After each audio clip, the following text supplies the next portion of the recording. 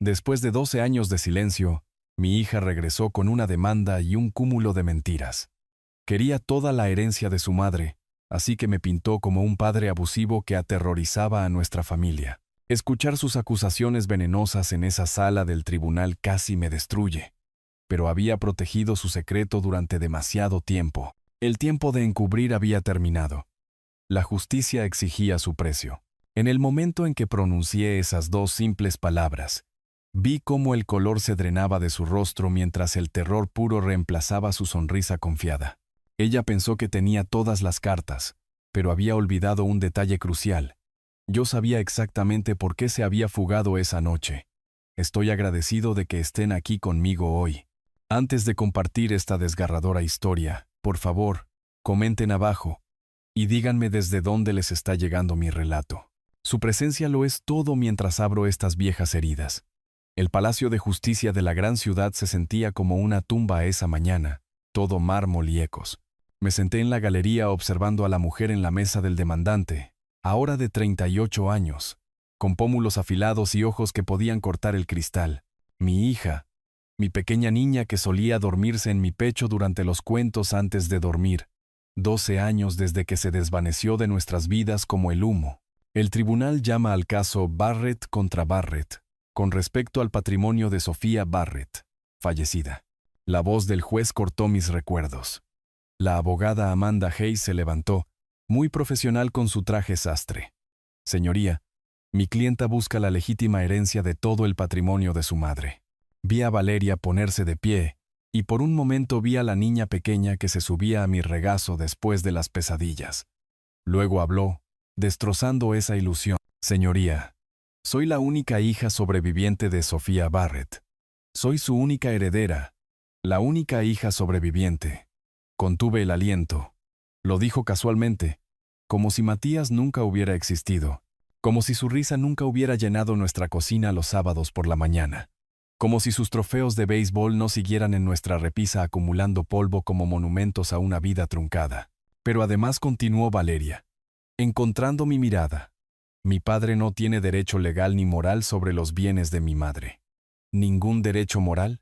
De la hija que desapareció sin dejar rastro a los 26, dejándonos preguntándonos si estaba muerta en una cuneta o simplemente no le importaba lo suficiente como para llamar. Señoría, intervino Amanda Hayes. El doctor Héctor abandonó sus responsabilidades parentales.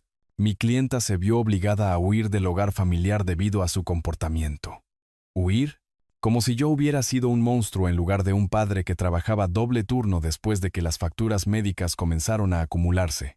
Como si no hubiera pasado incontables noches preguntándome dónde estaba mi hija y si estaba a salvo. El juez se inclinó hacia adelante. Señorita Barrett, ¿puede dar más detalles sobre estas circunstancias?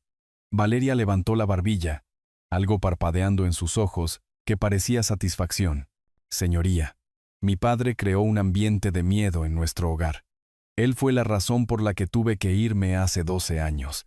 Y él es la razón por la que me mantuve alejada. Hizo una pausa.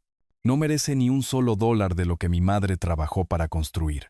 La sala se sintió más pequeña, el aire más denso. Quise gritar que estaba mintiendo, que nunca le había puesto una mano encima con ira, pero algo me detuvo. Quizás fue como evitó mencionar a Matías por completo, como si nuestro hijo hubiera sido borrado de su memoria. El demandado tendrá la oportunidad de responder, dijo el juez, pero este tribunal se toma muy en serio las denuncias de conducta doméstica inapropiada.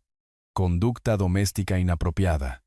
La frase se cernía como una acusación, como un veredicto ya emitido. Miré a esta extraña con la cara de mi hija, y sentí que algo frío se instalaba en mi pecho. A mis 60 años, había visto suficiente de la vida como para reconocer la venganza cuando entraba en una sala del tribunal. Ella no estaba allí solo por el dinero. Esto era personal. Esto era una revancha por algo que yo no entendía. El juez se ajustó las gafas. Señorita Barrett, al tribunal le gustaría entender las circunstancias específicas que llevaron a su partida. Las manos de Valeria temblaron mientras tomaba unos pañuelos de papel que Amanda Hayes había colocado en la mesa. Las lágrimas llegaron a tiempo, gotas perfectas que captaban la dura iluminación del tribunal. Señoría, comenzó. Con la voz quebrada, fui abusada por mi padre desde la infancia. Las palabras me golpearon como un mazo. Abusada. La sala se inclinó hacia los lados y me agarré a mi silla hasta que mis nudillos se pusieron blancos. Volvía a casa borracho, continuó Valeria, secándose los ojos con precisión practicada. Estallaba en rabia por cualquier cosa. Un plato en el fregadero. Un juguete en el suelo. Cualquier cosa podía hacerlo explotar. Quise gritar que cada palabra era una mentira. Apenas había bebido alcohol desde la escuela de medicina. Pero mi abogado aún no estaba aquí. Y cualquier cosa que dijera solo empeoraría las cosas. La peor parte era cuando arremetía contra Matías. Mi hermano pequeño era tan indefenso. Traté de protegerlo, pero eso solo enfurecía más a papá. Matías. Finalmente lo mencionó, pero no el Matías que yo recordaba. No el chico que adoraba a su hermana mayor, que la seguía como un cachorro devoto. ¿Qué sucedió cuando interviniste?, preguntó Amanda. Se volvía contra mí, los hombros de Valeria temblaron. Decía que yo era igual que mi madre, débil, patética, sin valor. Luego, hizo una pausa, dejando que la implicación se cerniera en el aire. La expresión del juez pasó de neutral a preocupada. Se estaba creyendo cada palabra. ¿Puede ser más específica sobre el abuso físico? Moretones en su mayoría, donde no se notaran. Valeria se remangó las mangas, revelando cicatrices desvanecidas. Era cuidadoso. Es médico después de todo. Sabía exactamente cuánto daño podía causar. La sala del tribunal se sentía como si se estuviera cerrando. Esta no era mi hija hablando. Esta era una extraña con la cara de Valeria tejiendo mentiras tan intrincadas que casi admiré la astucia. Pensé en la Valeria real. La niña pequeña que se subía a mi regazo durante las tormentas eléctricas. La adolescente que lloraba por los pájaros heridos e insistía en que los curáramos. La joven que me abrazó fuerte antes de la universidad, prometiendo llamar todos los domingos. ¿A dónde había ido esa niña? El colmo llegó cuando tenía 26 años, continuó Valeria. Volví a casa y lo encontré de pie sobre Matías con el puño levantado. Supe que si no me iba, eventualmente mataría a uno de nosotros. Mataría a uno de nosotros, la frase resonó en la sala silenciosa. ¿Así que huiste?, preguntó el juez. Tuve que hacerlo. Estaba aterrorizada de que viniera a por mí, así que cambié mi nombre y me mudé a través del país. He estado huyendo de él durante 12 años. ¿Huyendo de mí? Como si yo fuera un monstruo en lugar de un padre que había pasado esos 12 años preguntándose si su hija estaba viva o muerta. El juez tomó notas, su pluma rascando como garras sobre piedra. Doctor Barrett, tendrá la oportunidad de responder. Pero estas acusaciones pintan un panorama preocupante. Me senté en un silencio atónito, observando a mi hija destruirme con precisión quirúrgica. Cada palabra fue calculada, cada lágrima desplegada estratégicamente. Convirtió la tragedia de nuestra familia en su arma. ¿Pero por qué? ¿Por qué mentiría tan completamente sobre una infancia llena de amor y risas hasta que todo salió mal? ¿Por qué reescribiría nuestra historia cuando ella conocía la verdad? La casa se sentía como un mausoleo cuando crucé la puerta principal. Cada pisada resonaba en los suelos de madera que Sofía había insistido en volver a pulir antes de que el cáncer se la llevara. El silencio presionaba contra mis tímpanos, espeso y asfixiante. Dejé caer mis llaves en el mostrador de la cocina. El estrépito antinaturalmente fuerte en el vacío. El drama judicial de la mañana se sentía surrealista ahora, como algo que había visto en la televisión.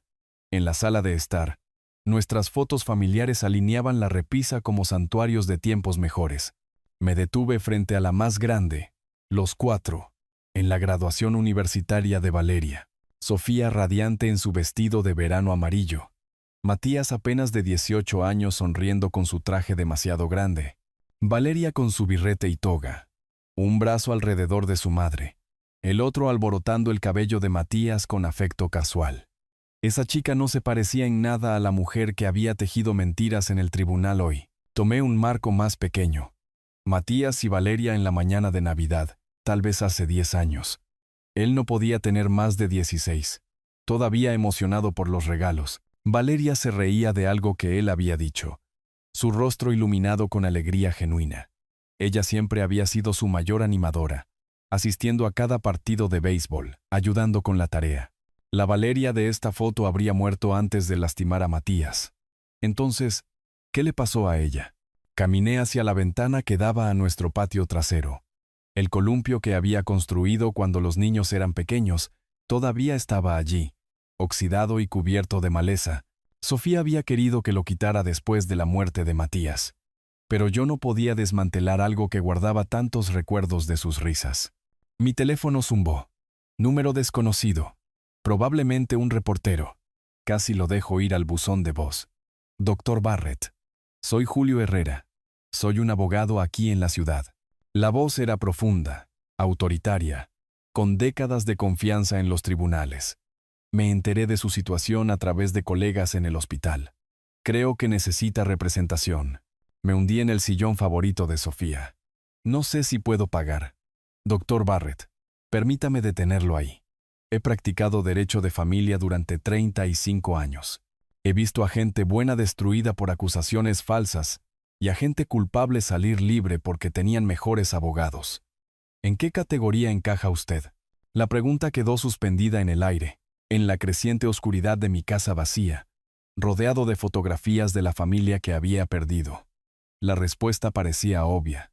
Nunca le puse una mano encima a mi hija, señor Herrera. Ni una sola vez. Nunca. Entonces tenemos que hablar.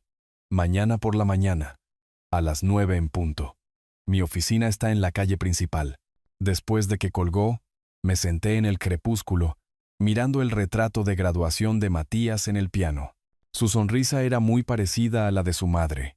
Abierta, confiada, llena de esperanza para un futuro truncado. Hijo, susurré a la habitación vacía. No sé qué está tramando tu hermana, pero no dejaré que destruya lo que queda de la memoria de nuestra familia. La decisión se cristalizó en ese momento, sólida como el dolor que había cargado durante 12 años. Mañana, contraatacaría. La oficina de Julio Herrera ocupaba la esquina de una torre de cristal en la calle principal, con ventanas que ofrecían una vista imponente de las montañas cercanas. El hombre en sí era exactamente lo que había esperado. Alto, cabello plateado, con el tipo de presencia que ponía nerviosos a los abogados opositores. Doctor Barrett se levantó de detrás de un escritorio de caoba. Gracias por venir. Su apretón de manos fue firme, confiado. Las paredes exhibían diplomas de derecho, recortes de periódicos de casos de alto perfil y fotos con políticos de la región. Este era un hombre que ganaba casos. Café. Parece que no durmió mucho.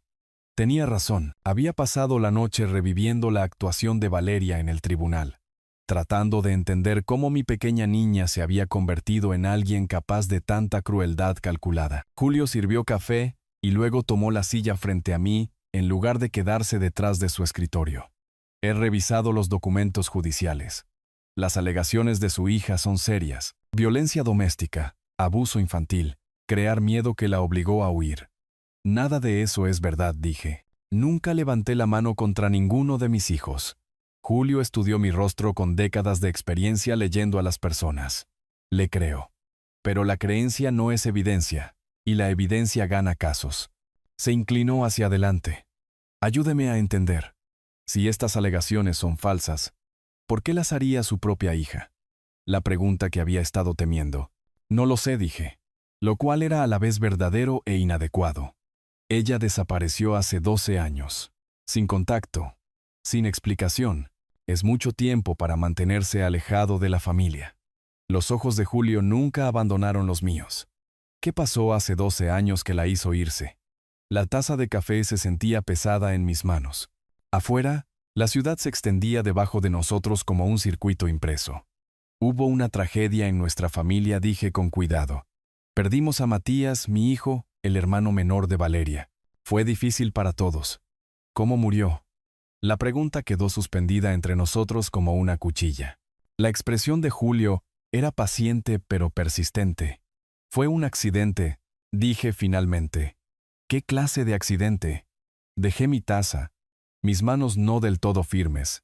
Señor Herrera, hay algunas cosas sobre mi familia que no puedo discutir. Todavía no. Julio se recostó y vi la decepción en su expresión. Doctor Barrett, He estado haciendo esto durante 35 años. He representado a personas inocentes que fueron a prisión porque no podían decirme la verdad. Y he conseguido que personas culpables fueran absueltas porque fueron honestas acerca de sus errores. Caminó hacia la ventana. Si quiere vencer a su hija en el tribunal, tiene que confiarme lo que sea que esté ocultando. No es tan simple. Nunca lo es. Volvió a mí. Pero esto es lo simple. Si no me dice la verdad, vamos a perder. Y perder significa más que solo dinero. Significa que su hija podrá reescribir la historia de su familia, y usted tendrá que vivir con las mentiras que ella elija contar. El peso de sus palabras se posó sobre mí como un sudario. Tenía razón, por supuesto. Pero algunas verdades eran demasiado peligrosas para decirlas en voz alta, incluso para salvarse a uno mismo. La oficina de Amanda Hayes era un monumento a la ambición. Libros de leyes del suelo al techo, premios de la Asociación de Abogados y una colección de pisapapeles de cristal que captaban la luz de la mañana como diamantes. Ella se sentó detrás de su escritorio de cristal, tamborileando con los dedos bien cuidados sobre la superficie, mientras revisaba sus notas de la audiencia de ayer. Fue una sólida actuación inicial, dijo Amanda, sin levantar la vista de su libreta legal. El juez estaba claramente simpatizando con tu historia. Valeria se sentó frente a ella, perfectamente serena con un traje azul marino que proyectaba la cantidad justa de vulnerabilidad mezclada con determinación. Había aprendido hacía mucho tiempo que la apariencia lo era todo en situaciones como esta. No fue una actuación, replicó Valeria suavemente. Fue la verdad. La sonrisa de Amanda fue afilada como un bisturí. Por supuesto. Pero necesitamos construir sobre esa base. El testimonio emocional solo llega hasta cierto punto. Necesitamos evidencia concreta que respalde tus afirmaciones de abuso. ¿Qué tipo de evidencia? Registros médicos serían ideales, pero supongo que esos no existen. Amanda levantó una ceja. Él fue cuidadoso. Nunca dejó marcas que se notaran. La voz de Valeria llevaba la nota justa de dolor recordado. Entonces necesitamos testigos, personas que vieron el abuso, o al menos las secuelas, vecinos, maestros, familiares, amigos que notaron cambios en tu comportamiento. Valeria se recostó en su silla, considerando. Está mi antigua compañera de cuarto de la universidad, Silvia. Siempre decía que yo tenía problemas de confianza con los hombres. Podría explicar que se derivaba de un trauma infantil. Perfecto. ¿Alguien más? La hermana de mi madre, la tía Carmen. Ella y mamá no eran cercanas, pero podría estar dispuesta a testificar que sospechaba que algo andaba mal en nuestro hogar. Amanda tomó notas, su pluma rascando el papel con eficiencia depredadora. ¿Qué pasa con la brecha de 12 años? El juez querrá saber por qué te mantuviste alejada tanto tiempo sin contacto. Miedo, dijo Valeria sin dudar. Diré que estaba aterrorizada de que me encontrara y terminara lo que empezó. Que cambié mi nombre. Me mudé constantemente. Viví en terror constante de que me rastreara. ¿De verdad cambiaste tu nombre? Legalmente no. Pero uso diferentes nombres para el trabajo, apartamentos, ese tipo de cosas. Suficiente para crear un rastro si lo necesitamos. Amanda asintió con aprobación. Buen pensamiento. ¿Qué pasa con la muerte de tu hermano? Obviamente es un tema delicado, pero podríamos usarlo a nuestro favor. Algo parpadeó en el rostro de Valeria, demasiado rápido para identificar. Pero Amanda lo captó. Matías murió en un accidente, dijo Valeria con cuidado. Yo no estaba allí cuando sucedió, pero culpas a tu padre. Lo culpo por crear el ambiente que condujo a ello. La tensión constante, el miedo, la forma en que Matías trató de protegerme y quedó atrapado en el fuego cruzado. La voz de Valeria se endureció. Mi padre destruyó a nuestra familia mucho antes de que Matías muriera. Amanda se inclinó hacia adelante, sintiendo la oportunidad. Eso es bueno. Podemos enmarcarlo como un patrón de comportamiento que culminó en tragedia. Pintarlo como un hombre cuya violencia se intensificó con el tiempo. Tiene que pagar por lo que ha hecho, dijo Valeria, su máscara deslizándose lo justo para revelar la fría furia debajo. Me quitó todo, mi infancia, mi sentido de seguridad. Mi hermano, ahora voy a quitarle todo. El patrimonio vale ¿cuánto? Alrededor de $2 millones entre la casa, las inversiones y el seguro de vida de mamá. Pero esto no es solo por dinero. Los ojos de Valeria brillaron con algo que no tenía nada que ver con el dolor o la justicia. Se trata de hacerle entender lo que se siente al perder todo lo que importa. Amanda sonrió, reconociendo a un espíritu afín. Me gusta tu estilo, Valeria. La mayoría de los clientes quieren ganar pero carecen del instinto asesino. Eres diferente. He tenido 12 años para planear esto, respondió Valeria. 12 años para pensar exactamente cómo quería que sufriera. Bueno, entonces dijo Amanda, cerrando su archivo con un chasquido satisfecho. Asegurémonos de que reciba todo lo que se merece. En la audiencia de la próxima semana, vamos a ir por la yugular. El Palacio de Justicia se sintió diferente la segunda vez. Los suelos de mármol parecían más fríos y los bancos de madera estaban llenos de más espectadores. Se había corrido la voz. Un cirujano prominente acusado de violencia doméstica por su propia hija. Julio se sentó a mi lado.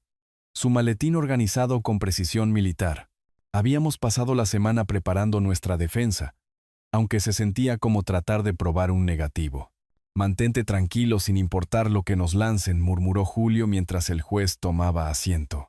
Amanda Hayes parecía un depredador que había captado el olor a sangre. Había cambiado su traje conservador por un burdeos dramático. Valeria se sentó a su lado en azul pálido, la imagen de la inocencia herida. Señoría, hoy presentaremos testimonio que corrobora las alegaciones de mi clienta de abuso sistemático. Llamó a su primera testigo. La demandante llama a Silvia Martínez al estrado. Una mujer de unos 30 y tantos años se acercó al estrado de los testigos. Cabello rubio recogido. Energía nerviosa que irradiaba de cada paso. Nunca la había visto antes, pero me miró con el disgusto generalmente reservado para los criminales convictos.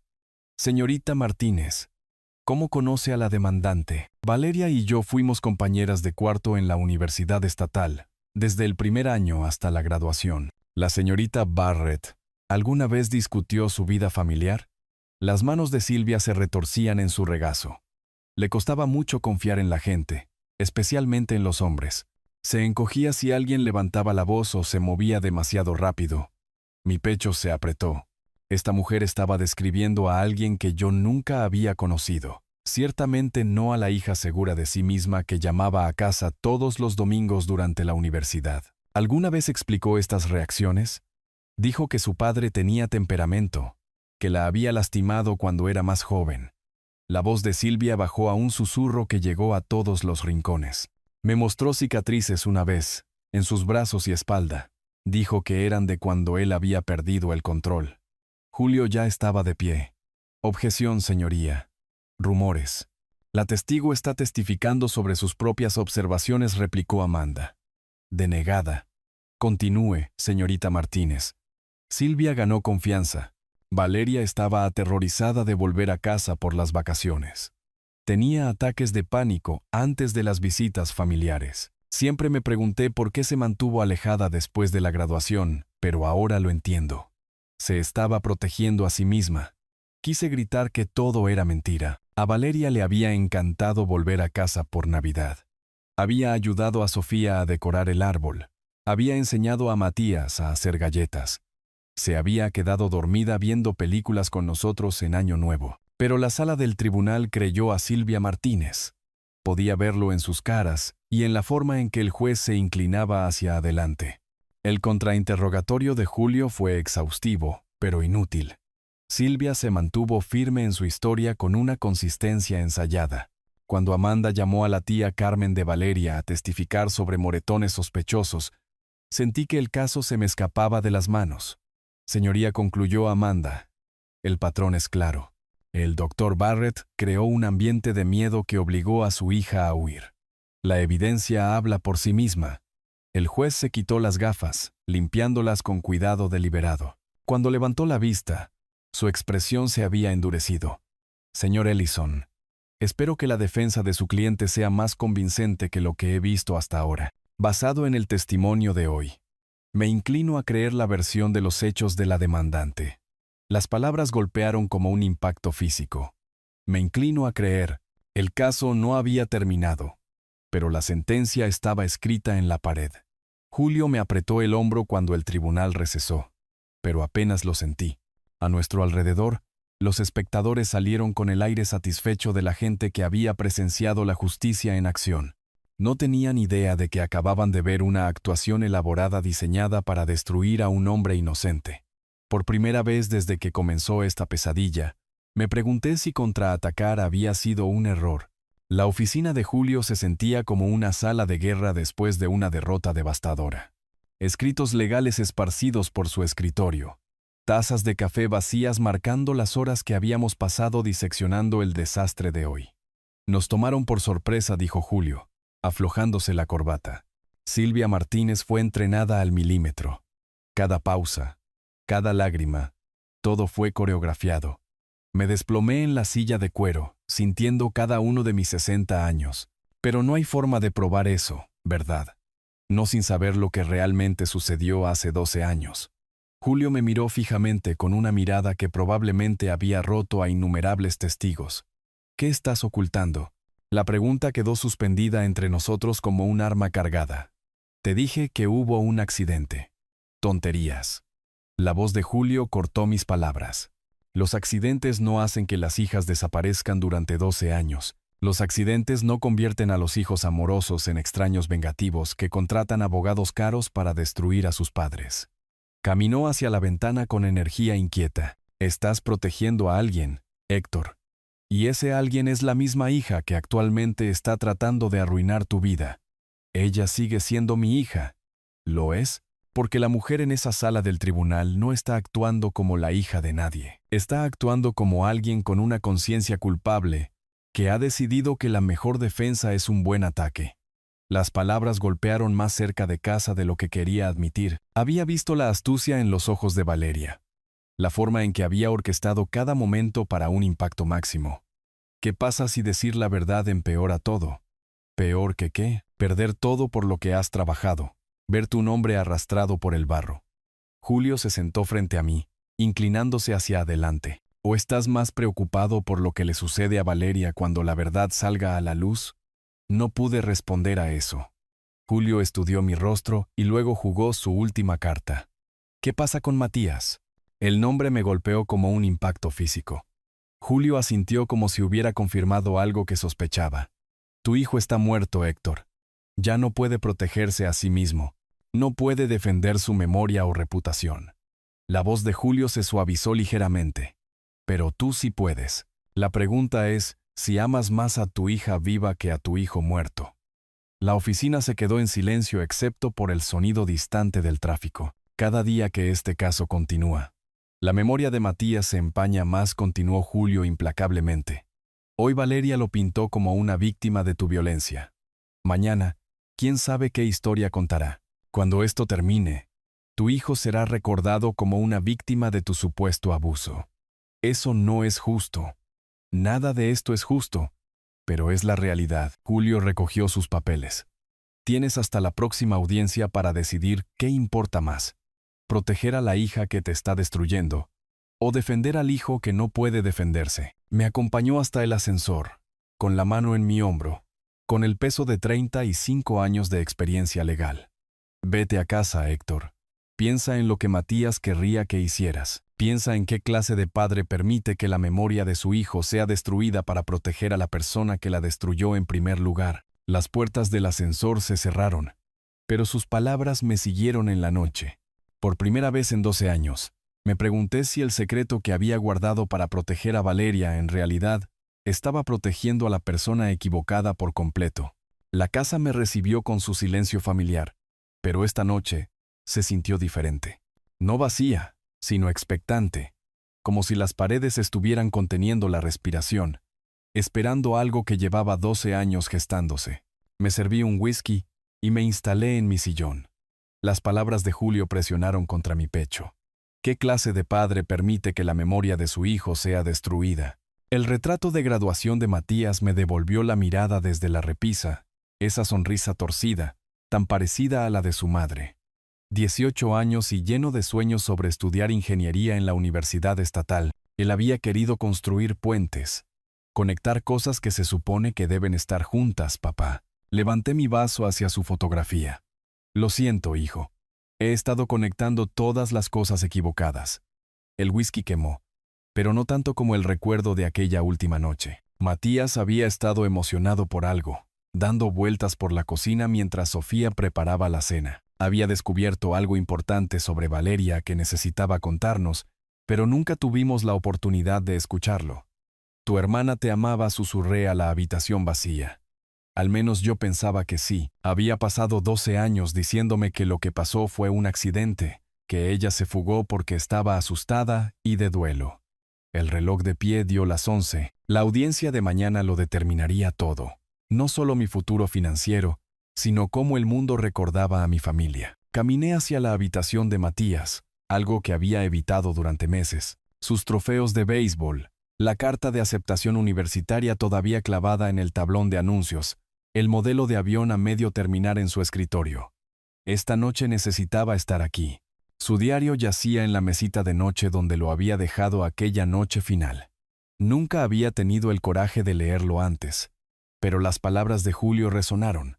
Ya no puede defenderse a sí mismo. Con manos temblorosas, abrí la última entrada, con fecha de 3 días antes de su muerte. No puedo creer lo que descubrí sobre Valeria. Tengo que decírselo a mamá y papá, pero tengo miedo de que no me crean. Ha estado robando del fondo de caridad en el trabajo, y cuando la confronté, me dijo que yo era solo un niño estúpido que no entendía cómo funcionaba el mundo. Pero sí entiendo. Robar está mal, incluso si eres familia. Especialmente si eres familia. Voy a decírselo mañana por la noche en la cena. Valeria necesita ayuda. Y tal vez, si todos trabajamos juntos, podamos arreglar esto antes de que empeore. El diario se me escapó de las manos, cayendo con un suave golpe. Matías lo había sabido. Mi hijo hermoso y honesto había descubierto el crimen de su hermana y planeado hacer lo correcto. Luego ella lo había matado por ello. La verdad me golpeó como un mazo. 12 años de ceguera voluntaria se derrumbaron. Me había convencido de que fue un accidente, porque no podía soportar creer que un hijo asesinaría a otro. Había protegido a Valeria porque pensé que estaba traumatizada, no porque fuera culpable, pero Matías merecía algo mejor que mis delirios. Tomé mi teléfono y marqué el número de Julio, sin importarme la hora tardía. Héctor. Su voz estaba alerta, a pesar de la hora. No pasa nada malo, dije, sorprendido por lo firme que sonaba mi voz. Todo está finalmente bien. Mañana por la mañana, le diré al tribunal exactamente lo que sucedió la noche que Matías murió. ¿Estás seguro? Miré la foto de Matías en su escritorio, él y Valeria en su graduación, ambos riendo por alguna broma olvidada. Mi hijo merece que se cuente su historia. La historia real, no la mentira con la que he estado viviendo. Tomé una respiración profunda. Matías era un buen chico, Julio. Era honesto y valiente, y todo lo que un padre podría esperar. Es hora de que el mundo lo sepa. Después de colgar, me senté en la habitación de Matías hasta el amanecer, rodeado de los restos de una vida truncada por alguien en quien había confiado completamente. Mañana, me aseguraría de que todos supieran qué clase de persona era realmente mi hijo. El Palacio de Justicia estaba lleno para lo que todos esperaban fuera la audiencia final.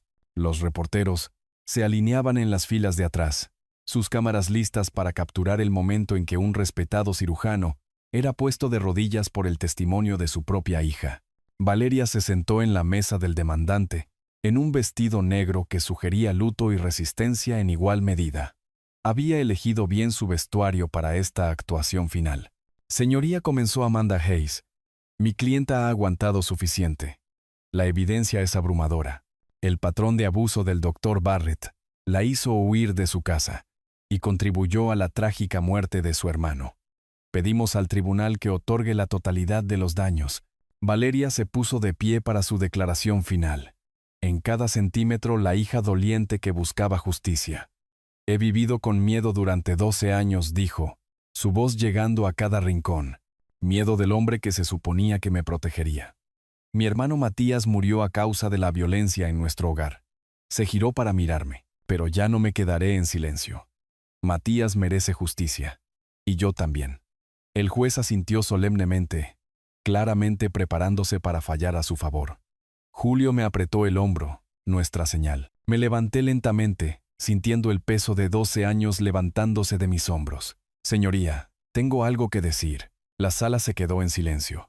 La expresión confiada de Valeria parpadeó. La verdad de Matías, dije en voz baja, mirando directamente a mi hija. Las palabras golpearon a Valeria como un impacto físico. Su rostro se puso ceniciento. Sus manos temblaron mientras se agarraba a la mesa. Señoría, hace 12 años, mi hijo Matías descubrió que su hermana había estado malversando dinero de una organización benéfica infantil. La confrontó al respecto, planeando decírnoslo para que pudiéramos ayudar a Valeria. La sala del tribunal estaba en completo silencio. Amanda Hayes le susurró frenéticamente a Valeria. Matías creía que las familias debían hacerse responsables mutuamente. El 15 de marzo, le dijo a Valeria que iba a exponer su robo. Discutieron en la parte superior de nuestra escalera. Valeria lo empujó. Mi hijo cayó y se rompió el cuello. Murmullos resonaron por la sala. Debería haber llamado a la policía de inmediato. En cambio, protegí a mi hija. Les dije a todos que Matías se había resbalado. Valeria desapareció 3 días después, no porque yo abusara de ella, sino porque no podía vivir con lo que había hecho. Eso es una mentira. Valeria se puso de pie de un salto, su compostura completamente destrozada. Se lo está inventando. Matías se cayó. Fue un accidente. Nunca robé nada. Su voz se quebró con histeria, pero sus ojos mostraban algo más. Pánico puro. Esta es la fantasía de un hombre desesperado, intervino Amanda Hayes, aunque parecía conmocionada. Mi clienta niega categóricamente estas acusaciones. El juez nos estudió a ambos cuidadosamente. Dr. Barrett, estas son alegaciones extremadamente serias. ¿Tiene alguna evidencia que respalde estas afirmaciones? Metí la mano en mi chaqueta y saqué el diario de Matías. Mi hijo documentó todo, señoría, incluido el robo de Valeria y su plan para exponerla. Señoría Julio se puso de pie. Solicitamos una investigación completa tanto de la malversación de la organización benéfica como de las circunstancias de la muerte de Matías Barrett. Creemos que la evidencia forense corroborará el testimonio de mi cliente. La expresión del juez era sombría. Dada la gravedad de estas alegaciones, este tribunal ordena una investigación completa. Los procedimientos patrimoniales quedan suspendidos en espera del resultado. Valeria estaba sacudiendo la cabeza frenéticamente. No, esto no está pasando. Está mintiendo. Pero todos en esa sala podían ver la verdad escrita en sus ojos aterrorizados. 6 meses después, la investigación había desentrañado todo. Los expertos forenses confirmaron que las lesiones de Matías eran consistentes con haber sido empujado. Los registros financieros probaron que Valeria había robado más de $50,000 de la organización benéfica infantil. Sus testigos falsos se retractaron de su testimonio cuando se enfrentaron a cargos de perjurio.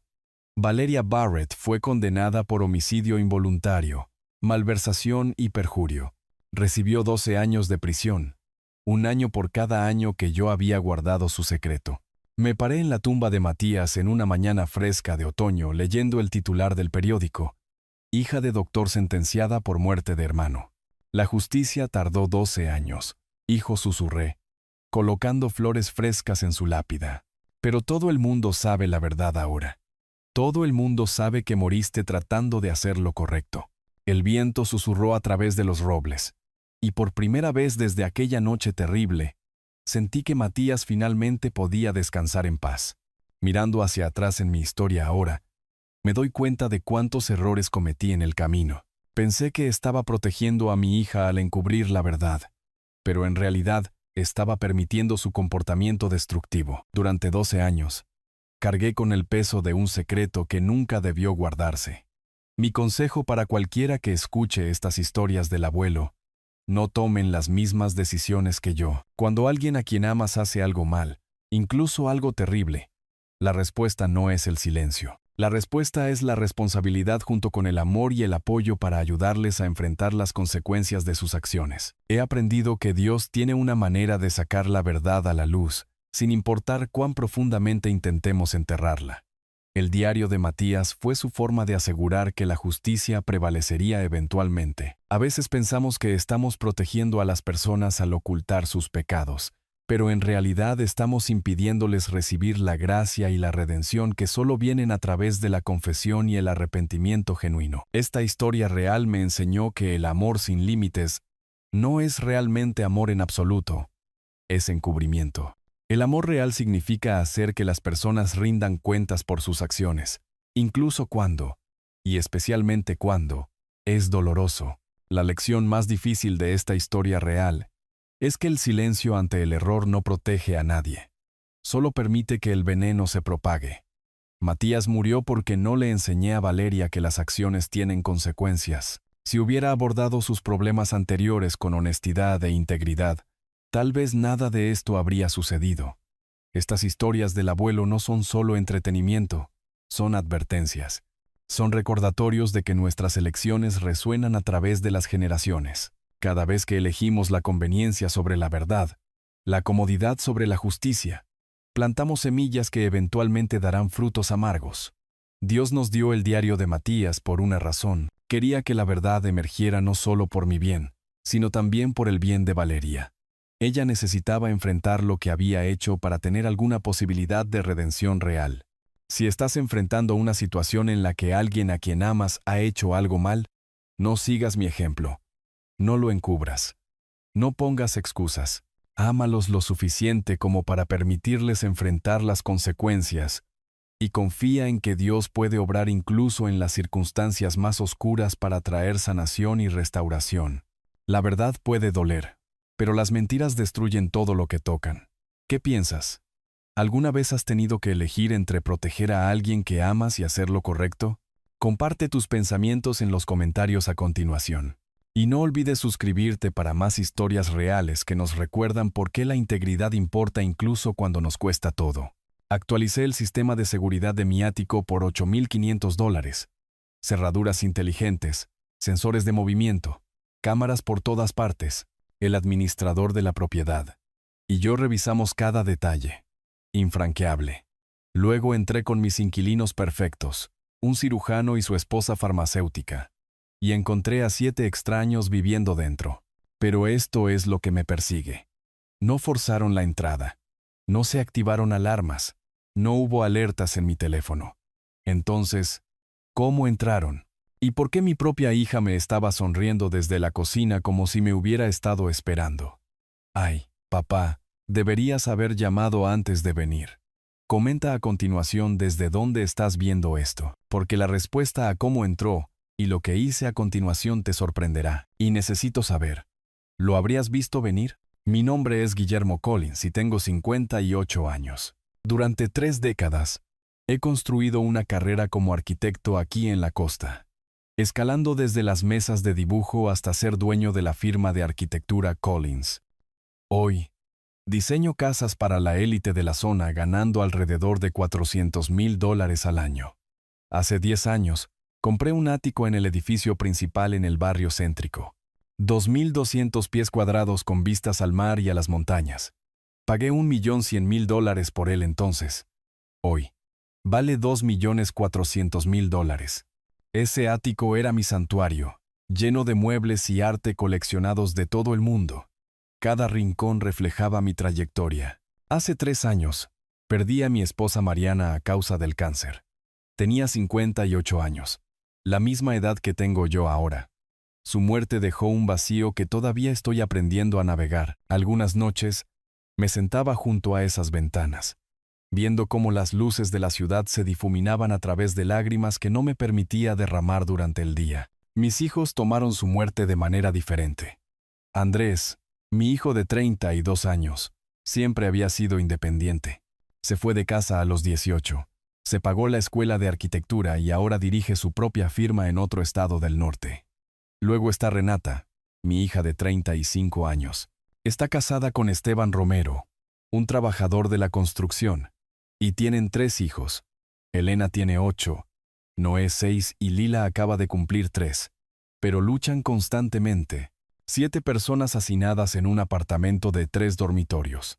Renata y Esteban, sus 3 hijos. La madre de Esteban, Silvana, que tiene diabetes, y el hermano menor de Esteban, Javier, que ha estado desempleado durante 6 meses. Mariana solía arreglar todo, escribiendo cheques para cubrir sus problemas. Después de que ella murió, eso recayó en mí. Durante 3 años, los había estado ayudando a mantenerse a flote. Hace 3 meses, en julio, decidí expandirme a otra ciudad, abriendo un estudio en el Distrito de Arte. El primer año costaría alrededor de $300,000. Tenía ahorros y podía conseguir un préstamo, pero quería un flujo de caja constante. Así que decidí alquilar mi ático de la costa durante 2 años. Contraté a Marcos Vega, un administrador de propiedades con 15 años de experiencia. En agosto, invertí $85,000 en renovaciones y $8,500 en seguridad. Cerraduras inteligentes en la entrada principal, cámaras, sensores de movimiento, pero no actualicé la entrada de servicio en la parte trasera. Todavía tenía la vieja cerradura mecánica de la época de Mariana. La cambiaría después de encontrar un inquilino. A principios de septiembre, el ático relucía. Marcos lo puso en la lista por $6,500 al mes, pero le di requisitos estrictos. Excelente crédito. Ingresos 4 veces el alquiler. Sin mascotas, sin niños pequeños. Mínimo de 2 años. Referencias excelentes. Este ático representaba el trabajo de mi vida. Necesitaba a los inquilinos adecuados. Marcos silbó ante mi lista. Son exhaustivos, Guillermo. Podría tardar un poco. Estoy dispuesto a esperar. No tenía idea de cuánto duraría esa espera o lo que sucedería mientras esperaba. Estaba tan concentrado en encontrar al inquilino perfecto que no vi la amenaza mucho más cerca de casa. Estaba sentada en mi propia mesa a las 3 semanas, mirándome con ojos calculadores. 3 semanas después de poner la propiedad en la lista, en una noche lluviosa de septiembre, invité a Renata y su familia a cenar. Solo los 5. Silvana y Javier se quedaron en casa. Elena me rodeó la cintura con los brazos. Hola, abuelo. Noé y Lila la siguieron inmediatamente, tocando todo, su energía llenando el espacio. Esteban me estrechó la mano, su agarre cansado. Gracias por invitarnos, Guillermo. Había hecho pasta y ensalada. Yo no era un gran cocinero. Mariana se había encargado de eso. Nos sentamos alrededor de la mesa del comedor. La lluvia cayendo por las ventanas. Las luces de la ciudad borrosas más allá. Elena habló de la clase de arte. Noé me mostró su coche de juguete. Lila hizo un desastre espectacular con los espaguetis. Por un momento, se sintió normal. ¿Cómo va el trabajo, Esteban?, pregunté. Se encogió de hombros. Lento. Se acerca el invierno. Ya sabes. La construcción. Renata había estado callada. Finalmente, habló. Nos estamos ahogando, papá. Su voz era apagada. 7 personas en 3 dormitorios. Esteban gana $45,000 cuando está trabajando. Yo gano $21,000 de la venta al por menor. Estamos manteniendo a Silvana con su diabetes y a Javier mientras busca trabajo. El alquiler es de $3,200. Suma comida, servicios, cuidado de niños, facturas médicas. Nos faltan miles de dólares cada mes. Sé que es difícil, dije. He ayudado cuando he podido. $40,000 en 3 años, dijo Renata. Lo sabemos. Estamos agradecidos. Tomé un respiro. Tengo noticias. Voy a abrir un estudio en otra ciudad. Y para financiarlo, voy a alquilar este lugar. Renata y Esteban intercambiaron miradas. Alquílalo a nosotros, dijo Renata, como si fuera obvio. Sería perfecto. Esteban se inclinó. Este lugar es enorme, Guillermo. Silvana necesita un espacio mejor para su salud. Las escaleras la están matando. Renata sacó su teléfono, me mostró una foto. Encontré el diario de mamá. Mira, ella escribió, quiero que Renata tenga el ático. Lo necesita más que Andrés. Me quedé mirando la letra de Mariana. Mi pecho se apretó. Esos eran sus pensamientos personales, Renata, no un testamento legal. Esto es un negocio. Necesito los ingresos del alquiler. ¿Negocio? Soy tu hija. Ya lo puse en la lista. Necesito inquilinos confiables con excelente crédito y referencias. Esteban intentó. Podríamos pagar $3,000 al mes. No se trata de la cantidad. Esto es una inversión de negocios. La voz de Renata se elevó. Estás ganando cientos de miles de dólares. Y no puedes ayudar a tu propia familia. Les he dado $40,000 en 3 años. ¿Cuándo termina? Mamá nos habría dejado quedarnos. Ella lo prometió. Tu madre te malcrió. Renata se puso de pie. No te atrevas. Esteban la alcanzó. Renata. Ella se alejó. Vamos, niños. Nos vamos. Elena parecía asustada. Pero abuelo. Ahora. Esteban recogió a los niños avergonzado. Lo siento, Guillermo. Un año difícil. En la puerta, Renata se giró. Te arrepentirás de esto. Mamá se avergonzaría de ti. La puerta se cerró de golpe. Los vi subir a su minivan bajo la lluvia. La cara de Elena pegada al cristal. Había notado a Renata revisando su teléfono durante la cena. La lista de alquileres. Debería haber prestado atención. ¿Alguna vez has tenido que decirle no a alguien que amas, sabiendo que le dolería? ¿Alguna vez te han llamado egoísta por establecer límites con la familia? Me encantaría escuchar tu historia. A veces saber que no estamos solos en estas luchas hace toda la diferencia. Deja un comentario abajo si esto te resuena. Esa noche, solo en el ático, no pude dormir. La lluvia golpeaba las ventanas y mi mente seguía volviendo a Mariana. Me acosté en la cama mirando el techo. 3 años. Y todavía la busco en la noche. La cama se sentía demasiado grande, demasiado vacía. Pensé en Renata a los 15 años, de pie en nuestra cocina con una revista abierta en el último modelo de teléfono. $800. Mariana no dudó. Claro, cariño. Te lo mereces. Yo había intentado. Cariño, ella ya tiene un teléfono perfectamente bueno. ¿La estamos malcriando? Mariana me tocó el brazo. Es nuestra niña, Guillermo. Déjame amarla a mi manera. Al otro lado de la habitación, Andrés, de 12 años, estaba sentado leyendo sobre un arquitecto famoso, contento con su viejo teléfono. Incluso entonces vi la diferencia. Andrés estaba contento, Renata siempre quería más. Hace 10 años, Renata tenía 25 años. Recién casada, embarazada de Elena, Esteban perdió su trabajo de construcción. Se mudaron con nosotros durante 6 meses. Mariana manejó todo. Nunca les pidió que contribuyeran. Yo la había apartado. Necesitan aprender a valerse por sí mismos. Renata está embarazada, Guillermo. Déjalo sanar. ¿Pero cuándo terminará? Ella cambiaba de tema. 6 meses después, se mudaron. El patrón se estableció. Hace 3 años, Mariana yacía en una cama de hospital, muriendo. Su agarre era débil, pero determinado. Prométeme que cuidarás de nuestra niña. Renata te necesita. Las lágrimas corrían por mi rostro y, Guillermo, el ático. Siempre imaginé a Renata y a los niños allí algún día. Prométeme que lo considerarás. No pude negarme a mi esposa moribunda. Prometo que cuidaré de ella. Ella sonrió aliviada. Días después, se había ido. Me senté ahora frotándome las sienes. Había cumplido esa promesa. Durante 3 años los ayudé. Pagué deudas. Cubrí el alquiler. Cerca de $40,000. Pero Mariana, te equivocaste. Renata no era débil. Era capaz. Simplemente nunca tuvo que ser fuerte porque nunca la dejaste. La atrapabas cada vez. Y ahora esperan que todos los demás hagan lo mismo. Andrés se fue de casa a los 18. Se pagó la escuela. Comenzó su propia firma. Luchó. Sí, pero lo logró. Renata tenía 35 años con 3 hijos, y todavía esperaba que todos la rescataran. Te amé, Mariana. Dios, te extraño, pero tu amor por Renata fue un veneno disfrazado de devoción. No podía cambiar el pasado, pero podía cambiar el futuro, incluso si eso significaba que Renata me odiaría por ello. Septiembre se convirtió en octubre, y octubre en noviembre. Marcos llamaba todas las semanas. ¿Interés? Sí. Inquilinos cualificados. No del todo. Tuvimos una pareja ejecutiva de tecnología, informó Marcos a principios de octubre. Grandes ingresos, crédito perfecto.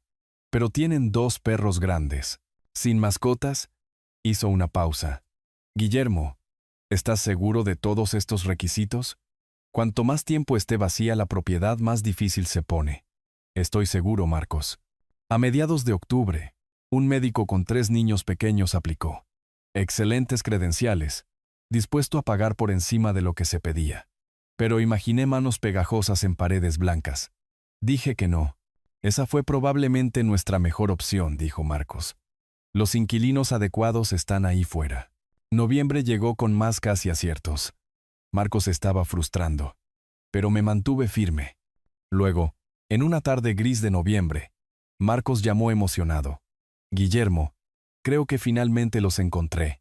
El doctor Diego Alonso y su esposa, Sara. Él es un cirujano en el hospital principal. Ella es farmacéutica. Puntuaciones de crédito superiores a 780. Ingreso combinado superior a $400,000. Sin mascotas. Sin niños. Contrato de 2 años. Pagaremos el primer, último y depósito de seguridad por adelantado. $19,500. La esperanza parpadeó.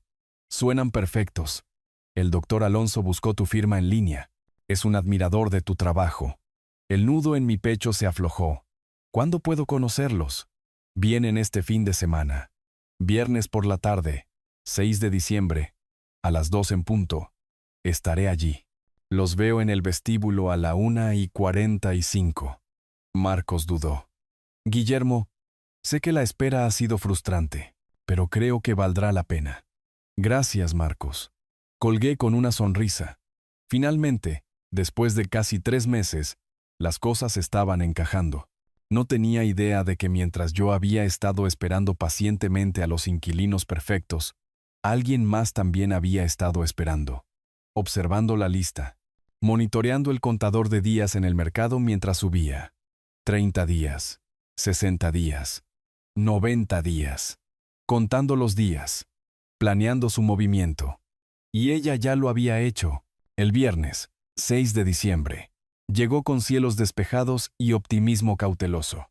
Después de casi 3 meses de búsqueda, finalmente los habíamos encontrado.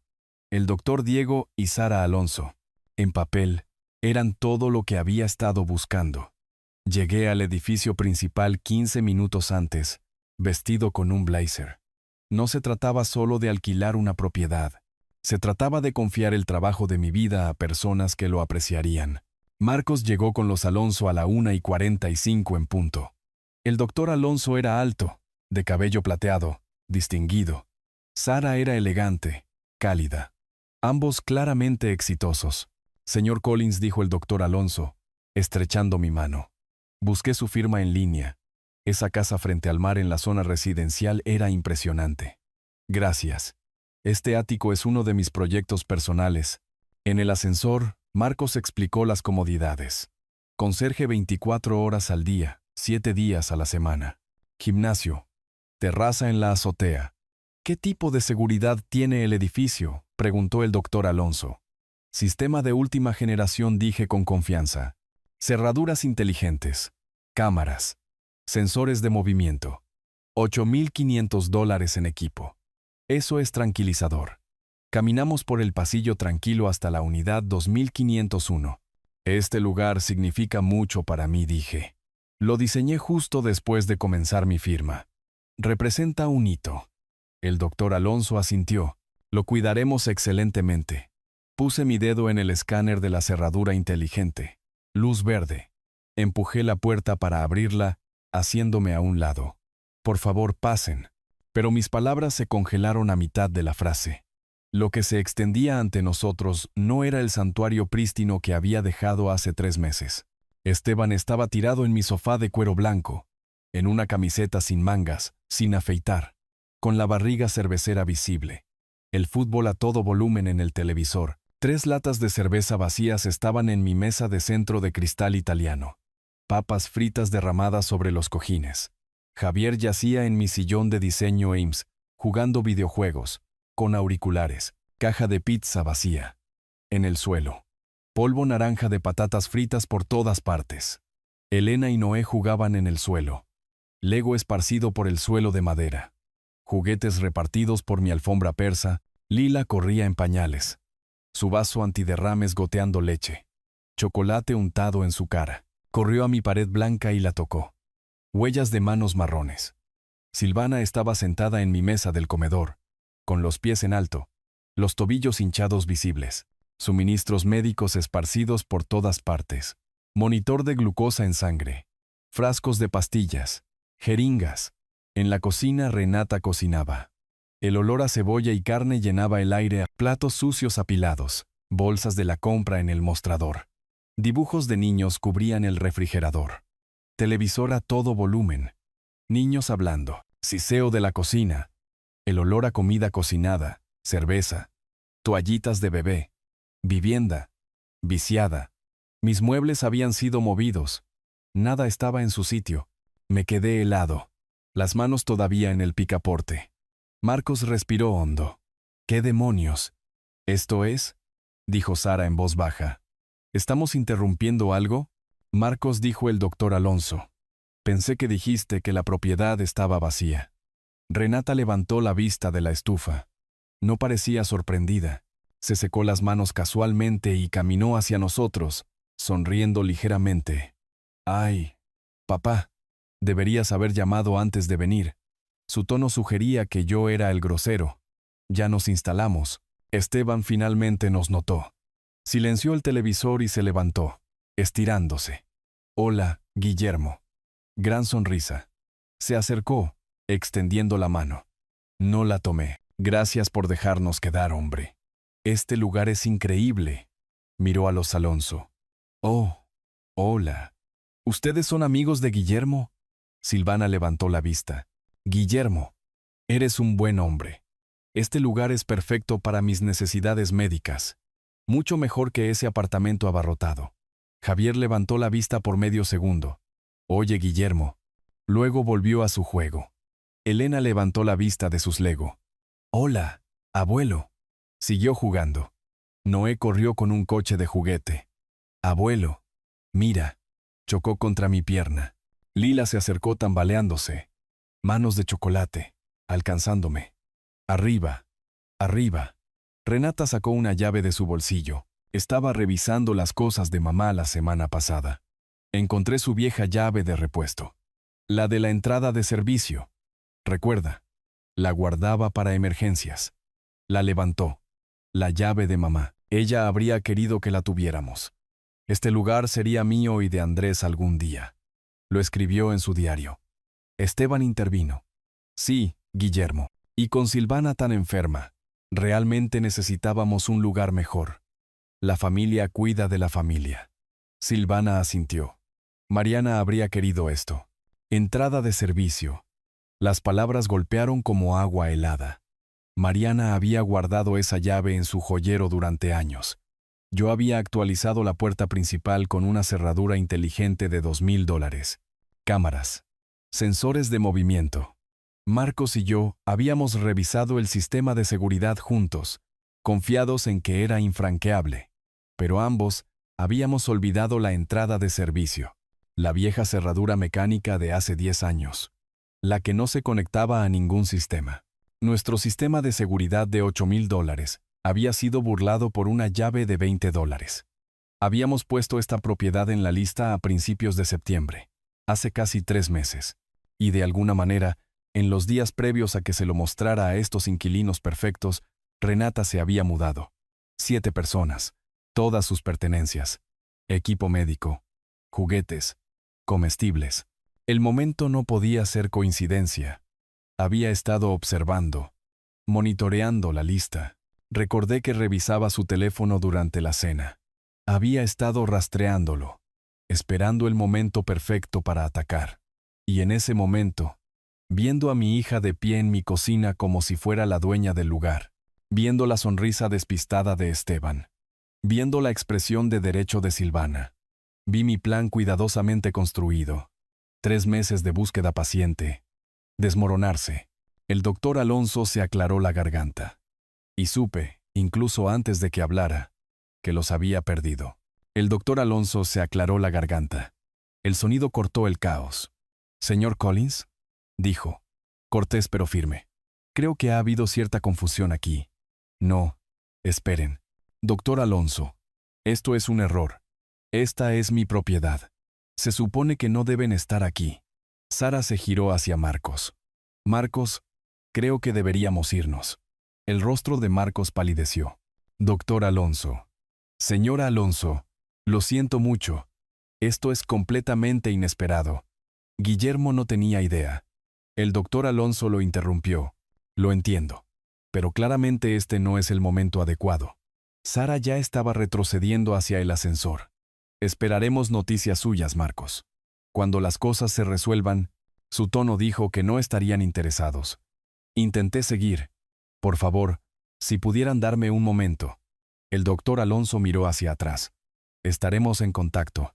Cuídese, señor Collins. Pero su tono dijo que no llamaríamos. Las puertas del ascensor se cerraron. Inquilinos perfectos. Se habían ido. 3 meses de búsqueda desperdiciados. Marcos se quedó paralizado mirando el ascensor cerrado. Se giró hacia mí con aspecto enfermo. Guillermo. No sé qué decir. Su voz temblaba. 3 meses. Pasamos 3 meses buscándolos. Se pasó la mano por el pelo. Debería haber revisado la propiedad antes de la visita. Esto es mi culpa. Me volví demasiado confiado. Confié en el sistema de seguridad. Marcos, debería haber hecho un recorrido físico. Eso es protocolo básico. Sacó su teléfono, revisando la aplicación frenéticamente. La puerta principal no se ha abierto. Las cámaras no muestran nada. Debió haber entrado por la entrada de servicio, dije en voz baja. La vieja cerradura mecánica. Nunca la actualicé. Marcos cerró los ojos. Debería haberlo sabido. Debería haber revisado cada punto de entrada. La voz de Renata llamó desde la cocina. Papá, ¿sigues ahí afuera? Marcos no pudo enfrentarla. Necesito volver a la oficina. Intentar salvar algo. Te llamaré más tarde. Guillermo, lo siento mucho. Huyó al ascensor. No me miró a los ojos. Las puertas se cerraron. Estaba solo en el pasillo con un ático lleno de invitados no invitados. Volví a la puerta abierta. Televisor. Niños jugando. Renata cocinando. Sonidos familiares normales.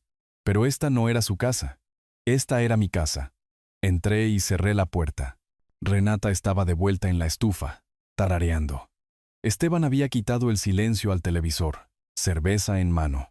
Javier estaba en su teléfono. Silvana estaba ajustando su equipo médico. Los niños estaban jugando. Elena construyendo con Lego. Noé con su coche de juguete. Lila subiendo a la mesa de centro. Nadie parecía notar o importarles que acababa de perder a mis inquilinos perfectos. Me quedé allí asimilándolo. Mi santuario, pisoteado. Mis 3 meses de búsqueda, destruidos. Mis inquilinos perfectos. Se habían ido. Mi hija, sentada aquí como si fuera dueña del lugar. La ira surgió dentro de mí, lenta y fría. No rabia caliente. Furia fría. El tipo que te hace estar muy tranquilo. Renata. Ella no levantó la vista. Renata, mírame. Se giró. Cuchara de madera en mano, molesta. Como si la estuviera interrumpiendo. ¿Qué estás haciendo aquí? ¿Qué parece? Nos mudamos. Estamos viviendo aquí ahora. Declarando un hecho. No pidiendo permiso. No tenías derecho. Tenía todo el derecho. Mamá quería que tuviera este lugar. Lo dijo. En un diario. Pensamientos personales, no un testamento legal. Renata se encogió de hombros. Es lo que ella quería. Sabes que es verdad. Esta es mi propiedad. Mi nombre en la escritura. Mi decisión. Ella volvió a revolver. Bueno, estamos aquí ahora. Y no nos vamos a ir. Con calma. Sin rodeos. Como si estuviera decidido. Esteban llamó desde el sofá. Vamos. Guillermo. Es un lugar enorme. Podemos compartirlo todos. Silvana asintió. La familia debe permanecer unida. Mariana lo entendía. Mirando hacia atrás ahora. Me pregunto si podría haberlo manejado de manera diferente. ¿Debería haberlo visto venir? ¿Debería haber cambiado las cerraduras inmediatamente después de que Mariana falleció? Si alguna vez te ha sorprendido alguien en quien confiabas, conoces esa sensación, la conmoción, la ira, la incredulidad. ¿Cómo lo manejaste? Tengo curiosidad por saber qué habrías hecho en mi lugar. Déjame saber en los comentarios. Me giré lentamente para enfrentarme a Renata por completo. Las palabras salieron frías, definitivas, deliberadas. Fuera. El silencio que siguió fue ensordecedor. Fuera. Las dos palabras quedaron suspendidas en el aire. Renata levantó la vista de la estufa. ¿Qué? Dije. Fuera. Todos ustedes. Ahora. Renata dejó la cuchara. No. Simple. Plana negativa. Tu madre está muerta. Esta es mi propiedad. Y estás traspasando. ¿Traspasando? Soy tu hija. ¿Cómo puedes tratar a la familia como criminales? Esteban se levantó. Guillermo, vamos. Calmémonos. No hay nada de qué hablar. Irrumpiste en mi propiedad. Te vas. Silvana llamó desde la mesa. Guillermo, esto es vergonzoso. Mariana estaría horrorizada. Esto no tiene nada que ver contigo, Silvana. La voz de Renata se elevó. Nos estamos ahogando. 7 personas en un apartamento de 3 dormitorios, y tú estás sentado en este ático. ¿Por qué no puedes compartir? Te he dado miles de dólares a lo largo de los años. ¿Cuándo termina? Cuando finalmente actúes como un verdadero padre. Un verdadero padre enseña a sus hijos a valerse por sí mismos. Tu madre nunca hizo eso. No te atrevas a culpar a mamá. Ella te malcrió.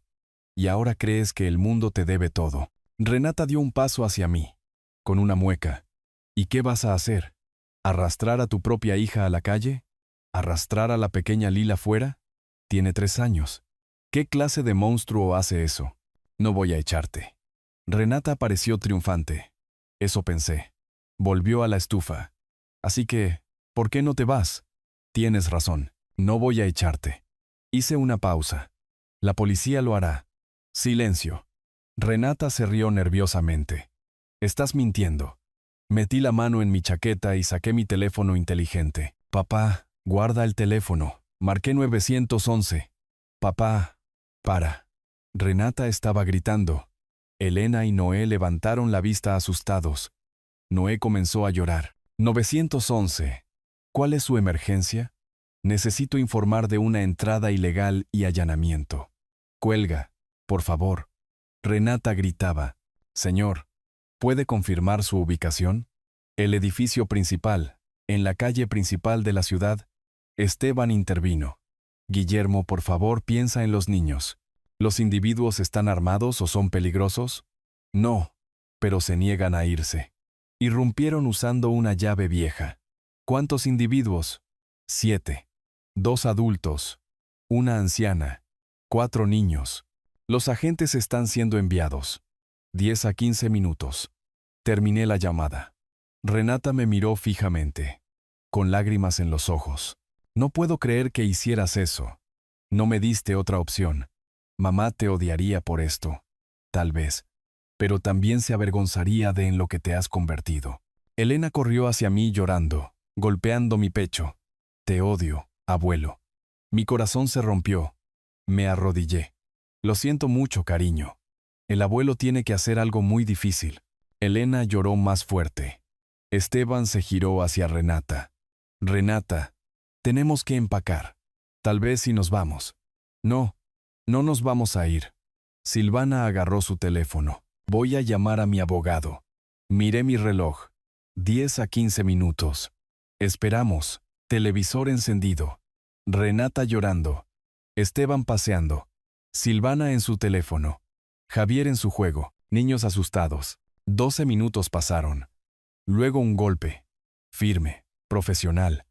Policía de la costa. Tomé un respiro y abrí la puerta.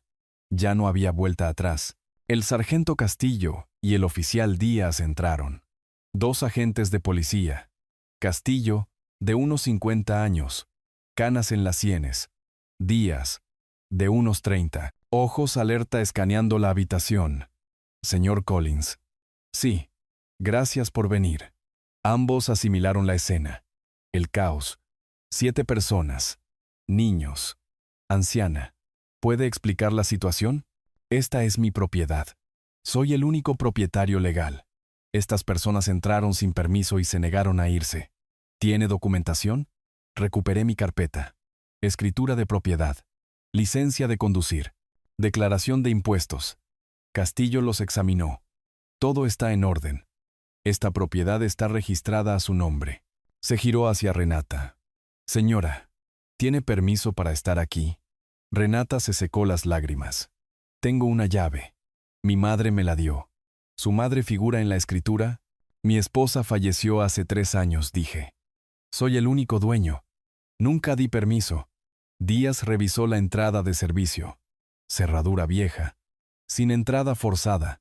Castillo se giró.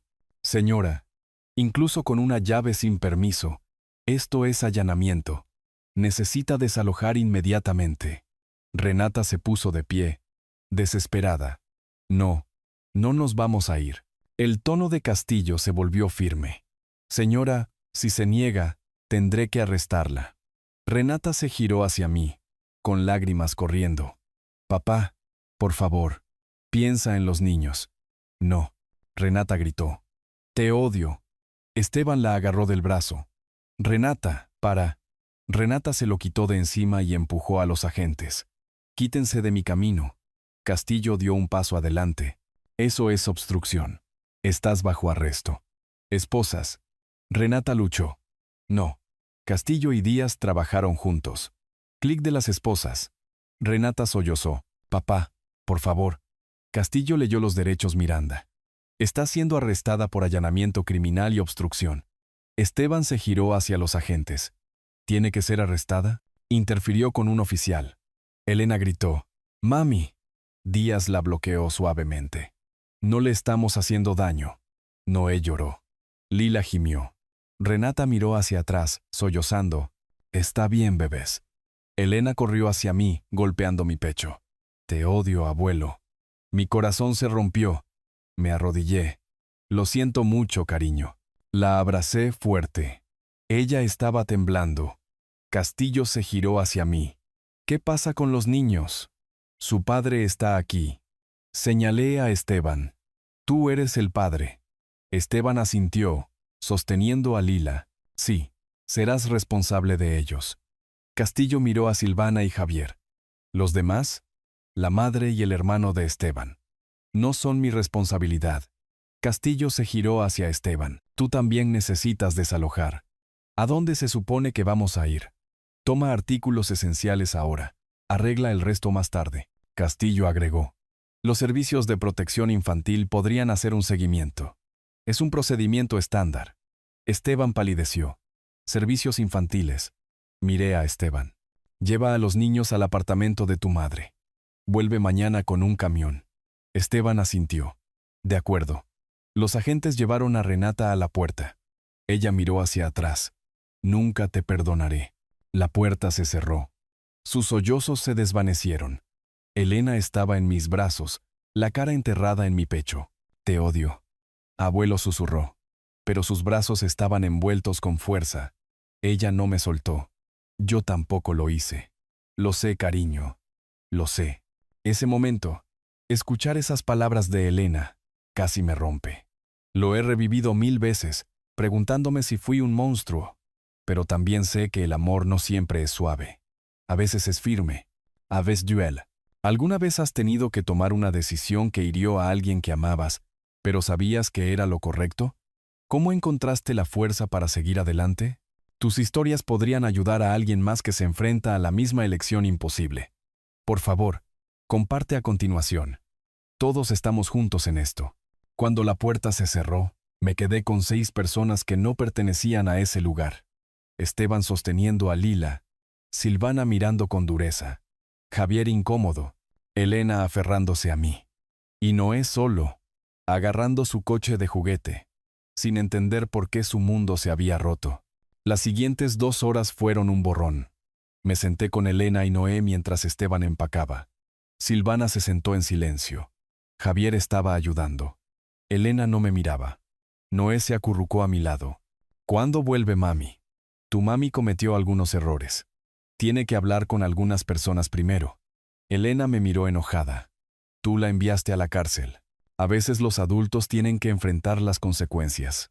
No me importa. Quiero a mi mami. Mi corazón dolía. Sé que estás enojada. Pero el abuelo te ama. Esto no se trata de ti. ¿Tienes hambre? ¿Comemos algo dulce? Ni siquiera Elena pudo resistirse. Fuimos a una heladería. Nos sentamos afuera comiendo en silencio. Elena habló en voz baja. Abuelo, ¿vamos a estar bien? Sí. Lo prometo. ¿Dónde vamos a vivir? Tu papá lo resolverá. Y yo ayudaré.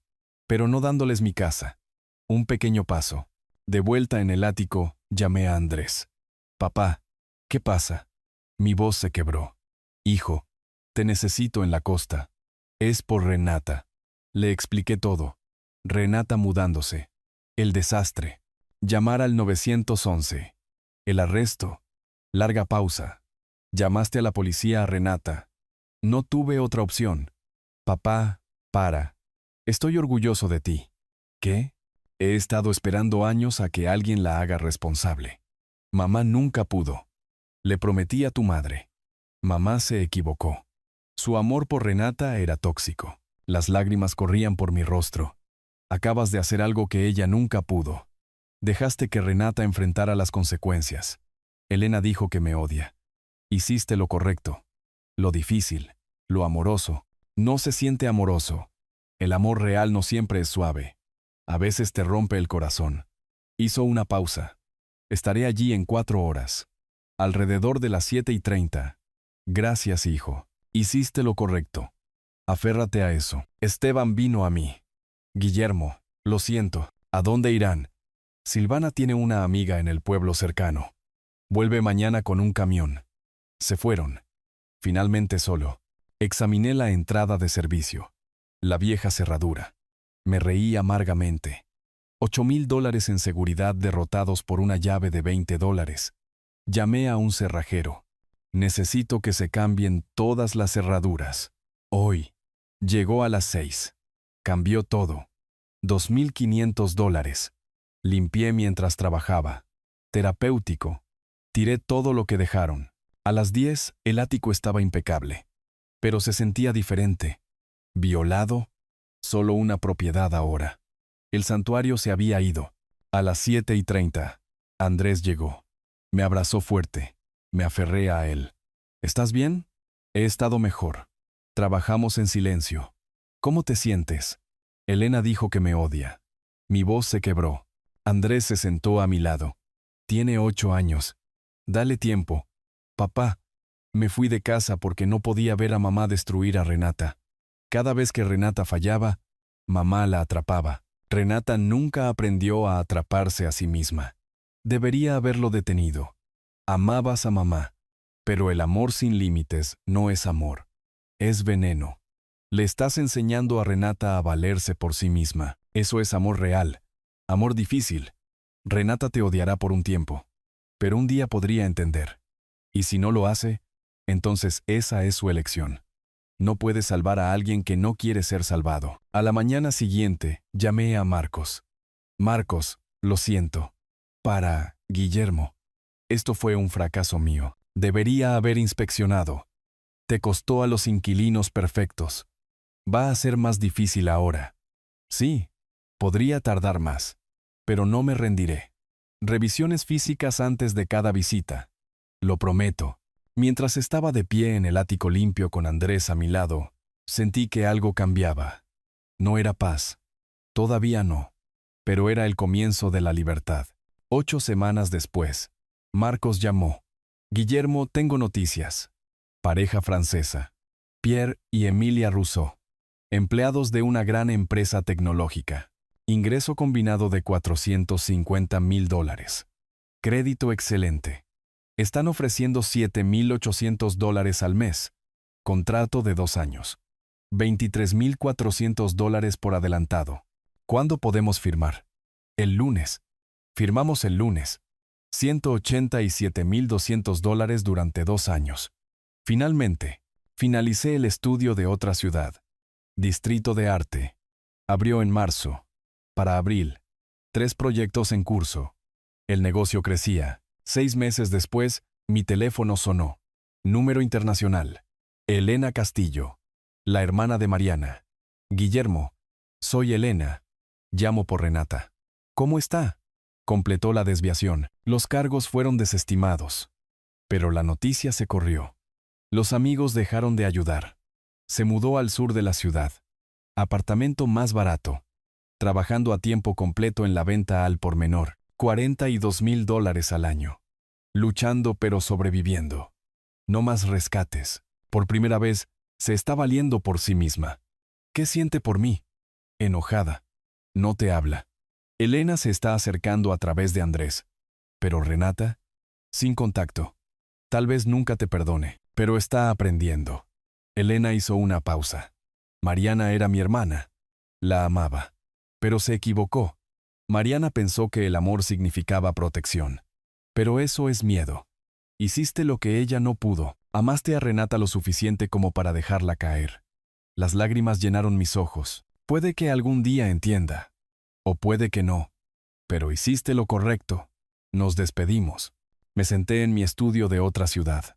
La luz del sol a través de las ventanas. Pensé en Mariana. Ya no puedo vivir en tu sombra. Pensé en Renata. Espero que encuentres tu fuerza. Pensé en mí mismo. El hombre que había sido. Siempre atrapando. El hombre en el que me estaba convirtiendo. Alguien con límites. Volví a los planos. Trabajo por hacer. Una vida que construir. Por primera vez en años, me sentí libre. Finalmente había aprendido que a veces lo más amoroso es dejar que tu hijo caiga para que pueda aprender a levantarse. Fue la lección más difícil. Me costó una hija, al menos por ahora, el afecto fácil de mis nietos, pero me devolvió a mí mismo. El regalo de la libertad, el regalo de la verdad, el regalo del amor real, incluso si ella nunca lo entiende. Incluso si vivo con esa pérdida para siempre. Todavía era lo correcto. Esta historia real me enseñó que el amor real a veces significa dejar ir. Dios nos dio libre albedrío por una razón, para que pudiéramos aprender a valernos por nosotros mismos. El error de Mariana fue tratar de ser Dios en la vida de Renata, atrapándola antes de que pudiera caer. Pero Dios no funciona de esa manera. Nos deja enfrentar las consecuencias sabiendo que así es como crecemos más fuertes. Historias del abuelo como esta no son fáciles de compartir. Son desordenadas, dolorosas y no siempre tienen finales felices, pero son reales. Y tal vez eso es lo que las hace dignas de ser contadas. Le rezo a Dios todos los días para que Renata entienda algún día, que Elena, Noé y Lila sepan que su abuelo hizo lo que pensó que era correcto. Estos momentos de historias reales, los que nos rompen y nos rehacen, son los que nos definen. Las historias del abuelo no se tratan de ser perfecto, se tratan de ser honesto. Si esta historia tocó tu corazón, compártela con alguien que necesite escucharla. Suscríbete a nuestro canal para más historias del abuelo sobre familias reales que enfrentan opciones imposibles. Y dime en los comentarios, ¿qué habrías hecho? Tu voz importa aquí.